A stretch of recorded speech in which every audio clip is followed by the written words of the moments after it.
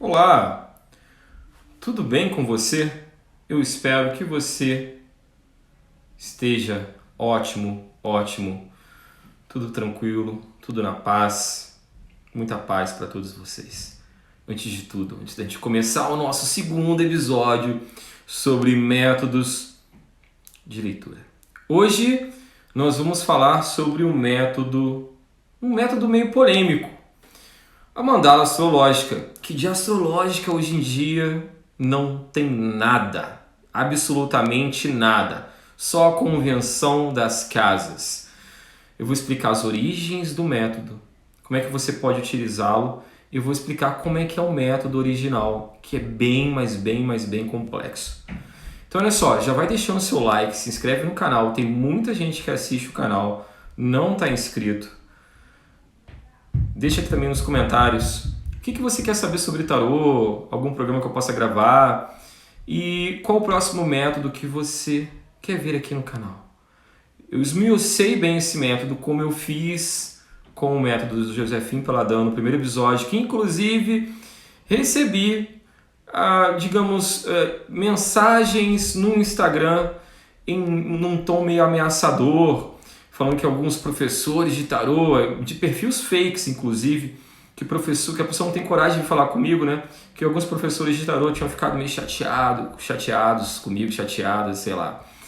E, bom, isso dá mais força para eu poder fazer esse trabalho, porque na verdade é um trabalho muito sério, no qual eu vou atrás de vários livros, como eu leio em francês, em inglês tem bastante material que eu fico esmiuçando, como eu fiz com esse método aqui hoje, da mandala astrológica. Eu vou falar sobre o método tarô, na verdade, criado pelo Eteia, né, que ele criou para o tarô dele, o Aliette. E vai ser bem legal. Então, olha só, gente, eu não estou fazendo esses vídeos aqui para ofender ninguém. Na verdade, é para ajudar você, trazer um pouco de luz na sua vida. Se você... vamos lá, como eu falei, métodos são convenções, cara. Então, se você lê de determinada maneira e aprendeu dessa maneira, se você ensina, continua ensinando. Mas nada impede que você, digamos, possa melhorar ali o seu ensino também, a sua leitura. Agora, o lance do método Peladan é muito diferente do que eu vou ensinar hoje. Por exemplo, a mandala astrológica, ela não tem um nome próprio e tal, como Peladan, que é o sobrenome do Joséphine Peladan. Então, se você se propõe a ler um método que leva o nome de alguém, você tem que ler ele corretamente.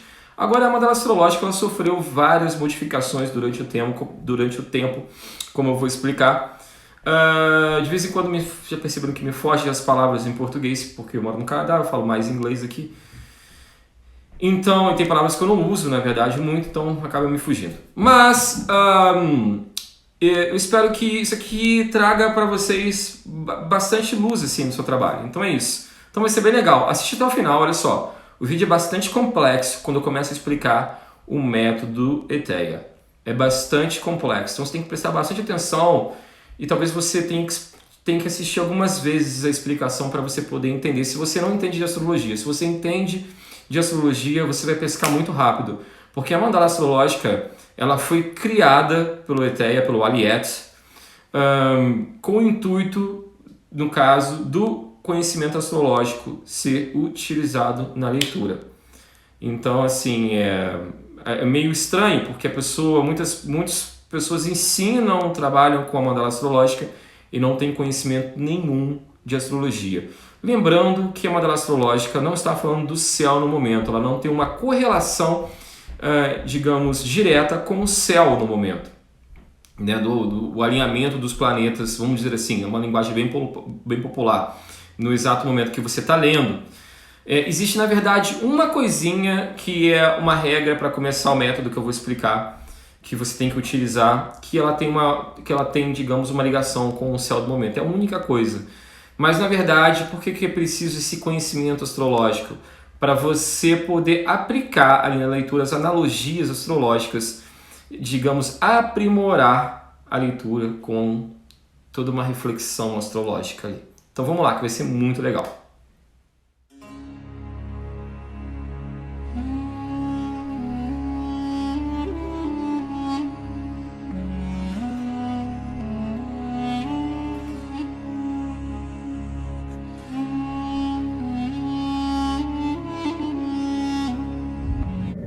para a gente poder começar aqui o nosso vídeo sobre a mandala astrológica, eu preciso pontuar algumas coisas. Eu me sinto na obrigação. Eu não quero impor regras, mas eu vou desenvolver alguns pontos aqui com vocês. Eu me sinto na obrigação porque eu tenho o curso de tarô e astrologia mais vendido da Hotmart. É um curso completo sobre o tarô Rider-Waite.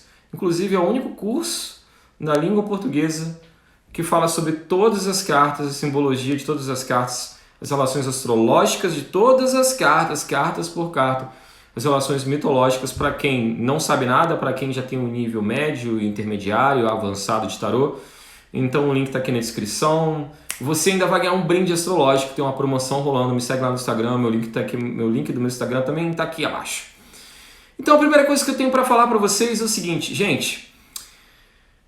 Muita gente me pergunta, faz sentido fazer tiragem de lunação, fazer tiragem para o céu do momento, fazer tiragem para signos, como muitas pessoas fazem, tirar cartas para um determinado signo durante um período? Para mim já não faz sentido o horóscopo de signo solar. Então, muito menos, como um astrólogo sério, eu preciso falar, muito menos ainda tiragem de carta para signo.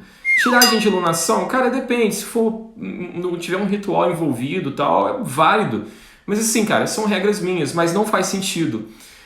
Para que servem as relações astrológicas nas cartas do tarô? Bom, para que serve isso então, cara?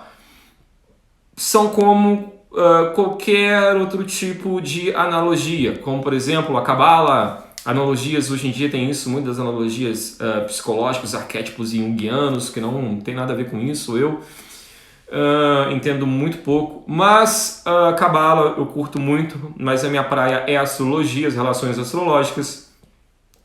Elas servem para desenvolver uma reflexão. As cartas não estão representando o céu do momento, mas elas servem para desenvolver uma reflexão. As analogias servem para enriquecer a sua leitura. Então, por exemplo, se eu chego para você, eu falo um exemplo bem idiota, se eu falo para você que a carta do Imperador ela tem uma relação com o signo de Áries, o que você pode ler sobre o signo de Áries para você usar numa leitura, numa reflexão, que seja, sobre a carta do Imperador? Então é para isso que servem as relações astrológicas. Enriquecer, agregar valor, como vocês no Brasil tem uma moda de falar agregar, eu já passei disso. Eu não sei, estou meio perdido no tempo nessas modas brasileiras. Mas é isso, galera. Então vamos lá para o segundo ponto. Segundo ponto. Por que no começo do vídeo eu falei que a mandala astrológica hoje em dia nada tem de astrológico? Então se você assistiu o meu vídeo sobre o método Peladão, no qual eu fico refletindo, viajando um pouco sobre o que é um método de leitura, você já deve ter pescado isso na hora que eu falei que a mandala astrológica é apenas uma convenção. Porque sim... Porque hoje em dia ela sofreu várias modificações. No seu método original, criado por Eteia, cara, eu vou explicar no final, é muito legal. Você monta uma espécie de um mapa horário. Eu vou explicar o que é astrologia horária para vocês também. Então demanda uma certa compreensão de astrologia para você interpretar o final, a reflexão final dali da mandala. Só que hoje em dia não tem nada. Então a gente tem 12 casas que foram convencionadas, 12 casas que foram convencionadas, relacionadas com as casas astrológicas, que muitas vezes as pessoas leem errado, meu Deus! E uma delas é o ascendente, a casa 1, que daqui a pouco eu vou falar para vocês, porque eu já fui ler, eu peguei assim vários materiais, como eu estou fazendo esse vídeo em português, eu peguei vários materiais de vários sites, de várias pessoas em português que ensinavam esse método, e eu fiquei de cara. Como muitas vezes não tem nada a ver com o propósito do ascendente da casa 1. Eu fiquei chocado. Então, assim, na verdade são convenções, apenas isso. A pessoa não usa as analogias astrológicas das cartas, a pessoa não usa nada, ela só usa as convenções das casas. Então, é a mesma coisa que você pegasse um método de 12 casas. Inclusive, se você já leu o Tarô e a Máquina de Imaginar, o Alberto Cousteau vai falar que, inclusive, o Penske já usava esse método para você ter noção, cara, você ter noção. Ele era um discípulo de Gurdjieff e ele já usava esse método e ele tinha um outro nome. Eu não lembro qual era o nome. Então, mas ele não. Eu achei legal essa percepção.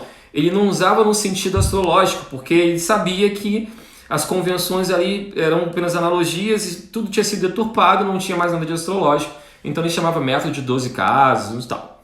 Então é isso, é um método de análise. Muita gente usa a leitura da... Vamos falar sobre, mais uma vez, sobre tarô e astrologia. Muita gente usa a mandala astrológica para fazer a previsão de um ano. Então, cara, funciona? Beleza, funciona, mas você não deveria usar esse nome, astrológico, porque não nada tem a ver com astrologia. Então, normalmente as pessoas fazem a previsão, inclusive, muita gente já vi fazendo como se fosse uma coisa que estivesse ali substituindo uma revolução solar. O que é a revolução solar, o retorno solar? É o momento que o Sol volta para o mesmo grau que ele estava no momento em que você nasceu. Então, o mapa do momento, que ele tem que ser comparado com o seu mapa natal, e nesse sistema de comparação você pode ainda usar outros sistemas astrológicos, como progressões e trânsitos para fazer essa comparação, profecção firdária também, para juntar tudo assim e fazer uma análise bem complexa. E o que acontece? Muita gente usa a mandala astrológica para substituir uma revolução solar, muita gente não sabe nem o que está falando, cara, não substitui. Você pode usar para traçar suas previsões, né? Vocês sabem qual que é a minha opinião em relação a essa coisa preditiva do tarô, né? Adivinhatória, vamos falar assim, adivinhatória. Né? A astrologia ela é baseada num sistema de observação, então ela é muito mais complexa nesse sentido, ela é muito mais certeira nesse sentido. Então, cara, se você pode usar como um método de previsão anual, você pode, na verdade, eu aconselharia você a falar que é um método de análise anual, método inspirado na astrologia de análise anual. Você vai refletir sobre as cartas, refletir sobre as suas potencialidades, sobre os seus aspectos negativos. Para isso que seria ali, na verdade, nesse sentido, lendo a mandala astrológica atualmente, né, moderna, seria mais ou menos para isso, e não como um método de adivinhação, cara. Muito complexo. Toma muito cuidado com isso. Vamos para o outro ponto ainda. O outro ponto é que hoje em dia você pode ler de várias maneiras. Então vai ter gente que vai ensinar com 12 cartas, apenas com os arcanos maiores. Tem gente que vai ensinar a distribuição nas casas com maiores e menores. Tem gente, então seriam 24 cartas, tem gente que vai ensinar o método com 25 cartas, porque um arcano são 13 arcanos maiores e 12 menores. Então fica distribuindo um arcano maior no centro da mandala, com 12 arcanos maiores distribuídos nas 12 casas, mais 12 arcanos menores distribuídos nas 12 casas. E aí, no caso, isso seria embaralhado como maiores e menores separados, que muita gente chama de método europeu no Brasil, que não faz sentido, que não existe na Europa, é tipo pão francês no Rio de Janeiro, que não tem na França, né? Tem um outro nome. Mas é isso. E outra coisa, tem várias maneiras. Agora eu vou falar sobre o Leteia. Eu quero falar um pouquinho sobre ele e vou introduzir para vocês o método, depois eu vou mostrar a leitura na mesa. E uma coisa interessante, que você vai ficar chocado. O Leteia, o Alietes, ele lia com as 78 cartas. Quem foi Leteia? Ou Alietsky? Alietsky é o nome dele, Leteia, Alietes ao contrário. Pescou essa? Não, eu não tinha pescado, eu percebi muito tempo depois. Tive que ler para perceber isso, cara. Você acredita? Que eu sou tão lento assim. Mas olha só, muito interessante, cara. Era uma pessoa, uma personalidade muito interessante. Muitos historiadores do tarô gostam de desmerecê-lo, muitos ocultistas também, falando que ele era um charlatão. Ok, cara, tem gente que fala que o Crowley era um charlatão também. E a gente tem que saber valorizar os aspectos bons nas pessoas. É muito fácil a gente colocar defeito nas pessoas. Mas sim, cara, ele foi uma pessoa muito interessante. Inclusive, ele era professor de álgebra, não era apenas cabeleireiro e peruqueiro. Peruqueiro, imagina um cara que fazia peruca, uma profissão muito interessante. E ele foi o primeiro cartomante rockstar.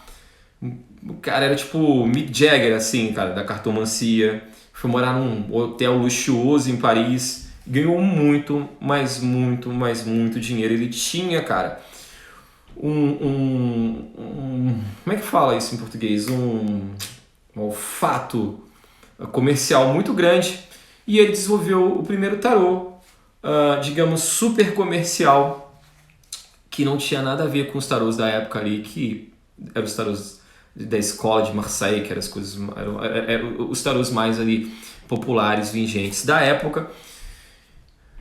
Cara, compre, vale a pena. Agora, uma coisa, esse aqui é o tarô de Eteia 2. Muita gente não sabe, muita gente tem, né, o livro de Thoth. Muita gente não sabe. Posso fazer. Você quer que eu faça um vídeo sobre isso? Deixa aqui nos comentários, senão eu não vou fazer também. Se alguém comentar que eu quero que faça um vídeo sobre Eteia, eu vou fazer um vídeo só sobre ele e falando das modificações nas cartas, que é bem interessante. Então muita gente falava que ele era charlatão, mas ele tinha um conhecimento cabalístico, e muitos místicos, apesar de muita gente fala mal dele, muita gente afirma ao mesmo tempo que ele tinha um conhecimento cabalístico, astrológico, e realmente astrológico ele tinha um conhecimento muito bom. Ele era muito bom com mapas horários, astrologia preditiva. E eu vou explicar já por que ele criou esse método. Por que ele criou esse método. Então muita gente não sabe, e não apenas lia tarô, como ele fazia cartas astrológicas, mapas astrológicos, né? E era muito diferente de fazer um mapa astrológico hoje em dia, um mapa natal. Por exemplo, hoje em dia você vai num astrólogo, você não tem o que perguntar. Antigamente, os astrólogos, eles liam as cartas astrológicas. Você chegava lá com uma pergunta, muitas vezes de cunho, digamos, de saúde e tal, e a pessoa começava a ler do aspecto mais forte que falava sobre a sua pergunta, e muitas outras coisas no mapa eram desconsideradas. Então, usando o que a gente poderia chamar de alguns... o método que era mais ou menos usado para ler hoje em dia é como se fosse astrologia horária. E, inclusive, o método que o Eteia criou, da mandala astrológica, ele que criou esse método, ele que criou as primeiras relações com a astrologia. Muito depois o Papus, né, o Papi, foi falar sobre isso. Depois a gente sofreu as correções ali também da Golden Dawn, e essas relações astrológicas continuam evoluindo. Lembrando que quando o Eteia criou esse método, não existia essa concepção ainda dos planetas transsaturninos da astrologia moderna. Então é tudo baseado na astrologia clássica. Mas hoje em dia eu trabalho explicando também as relações dos planetas transsaturninos, inclusive com o Lamen lá da Golden Dawn das relações astrológicas. Então, meu caro amigo, esse tarô aqui é o que eu estava falando, que eu começo a falar, eu vou refletindo. Esse tarô aqui é o Eteia 2, porque ele sofreu algumas modificações, os originais. Existem algumas coleções particulares, mas elas não estão completas, então algumas cartas, como por exemplo a carta do Mago, ela foi modificada, a gente sabe, outras cartas também. Ele tem 78 cartas, mas é muito diferente, e ele considera cartas invertidas. É um tarô para ler com cartas invertidas também. E agora vamos para o método, cara, que é muito, mas muito legal. Primeira coisa, por que ele criou esse método, vocês sabem? Bom, era muito comum na época, as pessoas não sabiam a data que elas nasceram, não sabiam também o horário, muito menos o horário que elas nasceram. Muita gente não sabia o próprio nome. Isso é uma coisa muito interessante, vai pesquisar sobre isso. Pesquisa aí no Google, você que gosta de pesquisar coisas no Google e se acha especialista em tudo. Então, cara, muitas pessoas não sabiam nem o próprio nome, e elas criavam o nome delas. Isso era muito comum. Principalmente pessoas, né, as pessoas, digamos, de mais pobres, né, menos favorecidas nessa sociedade injusta que a gente sempre viveu. Então, é o seguinte... Ele chegava para a pessoa e às vezes a pessoa queria fazer uma leitura astrológica e ele não tinha como fazer. Então ele desenvolveu o método da mandala astrológica. E eu vou explicar para vocês como é que ele funciona. E o começo do método, ele depende de uma coisa, da época do ano que a gente está e aonde está o Sol nesse momento. Cara, eu não vou entrar naquela discussão sobre astrologia tropical e astrologia sideral. A gente está aqui digamos, focado na astrologia, digamos, ocidental. Então a gente não está considerando a astrologia sideral, então é o Sol da astrologia tropical no momento. Então olha só, eu vou explicar sobre isso, presta bastante atenção. Eu vou explicar também, eu vou mostrar para vocês um pouquinho das cartas aqui. E vou mostrar também umas analogias modernas com o Rider-Waite, ok? Então vamos junto comigo, presta bastante atenção. No final, não esqueça de deixar seu like, se inscrever no canal, já deixa logo. Eu sei que esse vídeo aqui ele vai ficar bem comprido, mas é necessário, porque se eu fizer uma coisa bem resumida, você não vai aprender. Então vamos começar a esmiuçar as origens da mandala astrológica, que sim foi criada por Eteia Aliette. Então, como eu expliquei, a ideia do Eteia, quando ele criou esse método, era justamente o quê? Fazer uma espécie de uma carta horária, uma carta do momento em relação à pergunta da pessoa. Só que, vamos dizer assim, que a pessoa não tinha nenhum dado ali naquele dado momento. Ou eu também não compreendo uma coisa, porque ele não usava, digamos, os dados ali do momento. Mas sim, cara, ele usava uma coisa. Ele usava a posição do Sol no momento. Então vamos supor o quê? Vamos supor que vamos falar, se vai ficar bem fácil. A gente está ali no começo do ano zodiacal. Vamos supor que a gente está no dia 6 de abril. Tudo bem, 6 de abril, Sol em Áries.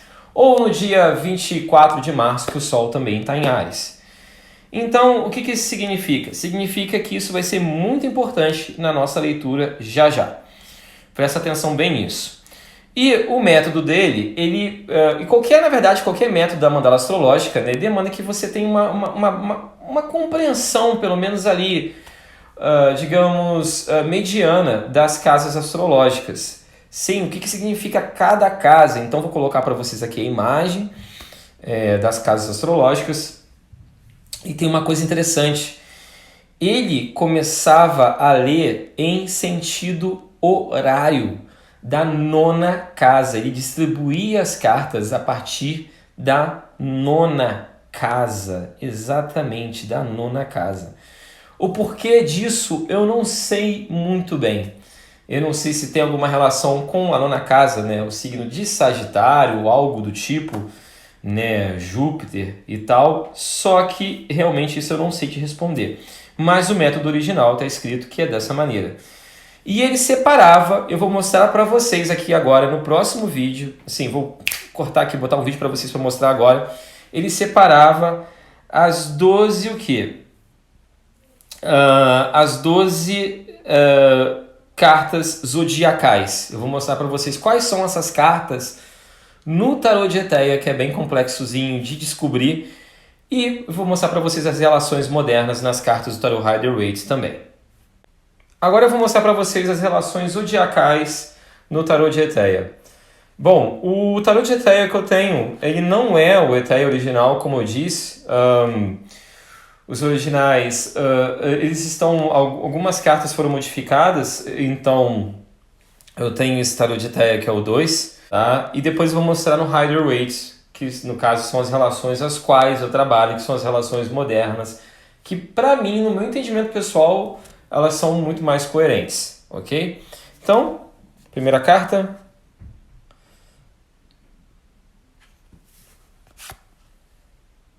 Eu vou deixar aqui depois para vocês as relações que essas cartas têm com os arcanos maiores do nosso tarô convencional.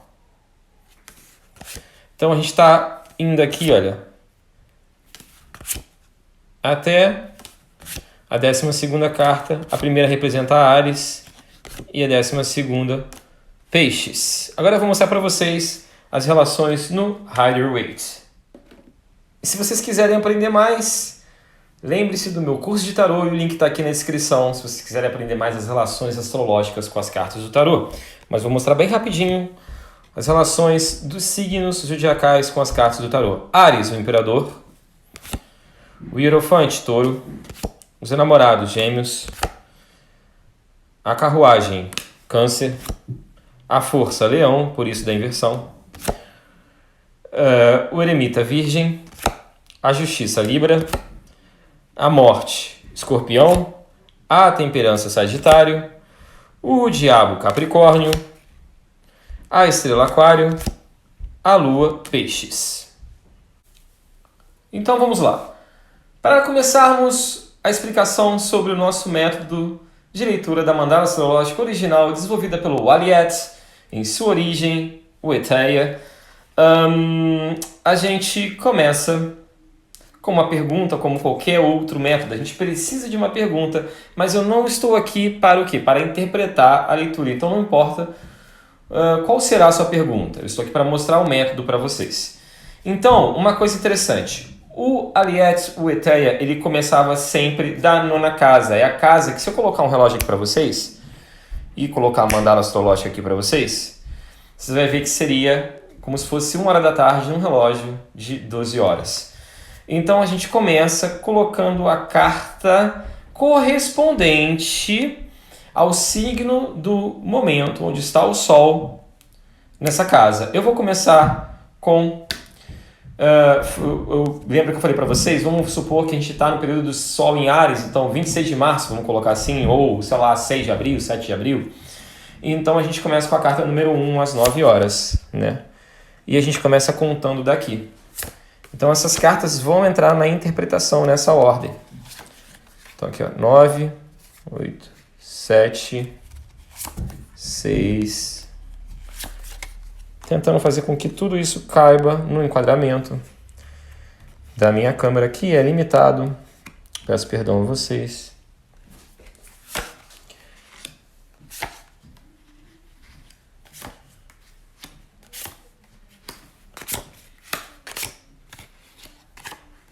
Ok. E a gente tem aqui o início da mandala astrológica do Aliette. Vamos colocar assim. Perfeito? Agora as outras cartas vão entrar partindo da nona casa. Você embaralha as outras cartas e a gente começa a colocar as outras cartas também. Então vão ser 78 cartas. Veja bem que algumas casas no final são, a partir da 7ª casa, elas vão ficar com um número menor de cartas. Ok? Então a gente vai fazendo essa distribuição. E como você pode perceber, nós temos as 78 cartas na mesa e a gente tem bastante carta. Então você começa a interpretar a partir da nona casa. Existe literatura falando também que ele começava a interpretar a partir da casa referente à pergunta. Então vamos supor, se a gente está falando de um matrimônio ou de contratos, ele começava a partir da 7ª casa. Se ele estava falando sobre a carreira da pessoa, a gente começava a partir então do que? Da 10ª casa. Feito isso, você vai fazer essas interpretações casa por casa, interpretando o que as pessoas chamam no tarô de pares, as energias antagônicas. Também ascendente com descendente, casa 1 com casa 7, casa 2 com casa 8, fazendo essas relações de luz e sombra, energias antagônicas que precisam ser melhoradas e deixadas para trás. Essa é a única relação astrológica que é feita usando a leitura nesse momento, até você desenvolver toda a leitura, e aí no final agora eu vou explicar o que ele fazia. Eu sei que esse final aqui está meio zoneado, com muita carta na mesa, mas era assim realmente que ele iria, e eu não tenho um espaço muito grande, a minha câmera não tem uma angulação muito grande para poder fazer, digamos, de uma maneira abrangente, abrir esse método bonitinho. Mas como eu estou explicando para vocês, e a minha intenção não é interpretar o método e sim mostrar o método, eu acho que está funcionando perfeitamente. Agora preste atenção numa coisa. Como vocês podem perceber, eu peguei depois, uma coisa que você deve fazer para a segunda parte da leitura é pegar todas as cartas de ouro e colocar em cima dos montantes. Então vamos aqui, por exemplo, olha, na nona casa a gente tem a carta do 10 de ouros, então eu coloquei ela por cima. E assim sucessivamente, coloca todas as cartas de ouro. Por quê? As cartas de ouros no tarô de Eteia, elas representam os planetas. O As de ouros é o Sol, o 2 de ouros é Mercúrio, 3 de ouros é Vênus, 4 de ouros a Lua, 5 de ouros é Marte, 6 de ouros Júpiter, 7 de ouros Saturno, 8 de ouros norte, no do norte, né? 9 de ouros nó do sul e 10 de ouros é a parte da fortuna, muito diferente das relações astrológicas que eu trabalho hoje em dia, que eu ensino hoje em dia, mas eu estou ensinando o método original para vocês, tá? Então você vai colocar tudo isso por cima e a partir desse momento você vai fazer o quê? Você vai montar uma mandala astrológica. E quando eu digo que em sua origem a mandala astrológica do Eteia, do Aliette, era para quem o quê? Sabia a astrologia, para quem sabe astrologia, que você pode também usar dessa maneira, fazendo essas correlações, inclusive usando as correlações modernas que estão nos arcanos menores dos planetas hoje em dia, e não no naipe de ouros, mas eu estou mostrando mais uma vez o método original. Você monta uma carta astrológica como essa, por exemplo, aqui, e aí você faz a interpretação desse, digamos, entre aspas, não é o mapa representando o céu do momento, mas é uma alegoria do céu do momento representada pelo tarô, para ainda responder mais ainda a questão do seu cliente, do seu consulente, e esse é o método do Eteia. Um beijo no seu coração. Gostou desse vídeo? Olha, deixa nos comentários aqui quem você quer ver no próximo caso tarológico. Qual o tema que você quer de tarô aqui no canal?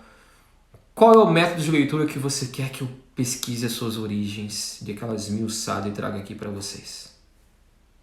Um beijo, muito obrigado por ter assistido até o final. Compre meu curso. Você vai curtir.